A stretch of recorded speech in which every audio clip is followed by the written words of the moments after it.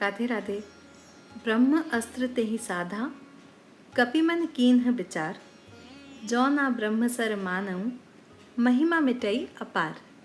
श्री गोस्वामी तुलसीदास जी द्वारा रचित श्रीमद् रामचरितमानस के सुंदरकांड के दोहा क्रमांक 19 की सरल व्याख्या करते हुए भगवान मैथिली शरण जी कहते हैं कि मेघनाद के द्वारा ब्रह्मास्त्र का संधान करने के पश्चात हनुमान जी ने पुनः विचार का आश्रय लिया और सोचा कि क्या मैं भगवान की कृपा से प्राप्त बल का प्रयोग मैं ब्रह्मास्त्र की महिमा को समाप्त करने में करूं?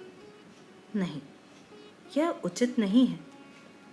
हनुमान जी ब्रह्मास्त्र के प्रभाव से मूर्छित होकर वृक्ष से नीचे गिर गए, पर उन्होंने गिरते हुए भी यह विचार किया कि राक्षसों की सेना जिधर खड़ी थी वे विशाल शरीर लेकर उसी सेना के ऊपर जा गिरे।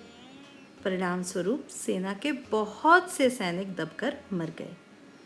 भगवान का भक्त होश में और बेहोशी में, खुले हुए और बंधे हुए, छोटा बनकर या बड़े बनकर, हर स्थिति में कार्य वही करता है जिससे राक्षस रूपी दुर्गुण दुर्विचारों का समापन हो जाए।